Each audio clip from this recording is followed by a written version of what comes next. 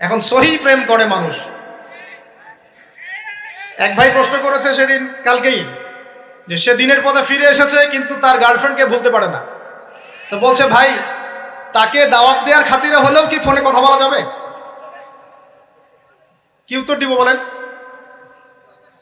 আপনি পবিত্র হতে যাচ্ছেন কি না? পবিত্র হতে চাচ্ছেন, পবিত্র পথে আসতে চাচ্ছেন, তাহলে অপবিত্র পথে আবার কেন ফিরে যাবেন? এগুলো কি হালাল না হারাম? আল্লাহ পাক বলেছেন, লা তাকরাবু জিনা, জিনার ধারের কাছেও যেও না, ধারের কাছেও যেও না। দেখেন, এই একই কথা আল্লাহ পাক আদম এবং হাওয়া আলাইহিস সালামকে এইরকম শব্দে বলেছিলেন, ওয়ালা তাকরাবা হাযিহিশ শাজারা, তোমরা এই গাছের ফল খেও না এমন নয়, তোমরা এই গাছের কাছেও যেও না। আমার কথা কি বুঝতে পারছেন? মানে এই বাঁশ অতিক্রম করে এসো না এমন নয়, এই বাঁশের কাছেও বসবা না। বুঝতে পারছেন কথা? একইভাবে আল্লাহ বলছেন, ওয়ালা তাকরাবু জিনা, তোমরা জেনা করো না এমন নয়, জেনার কাছেও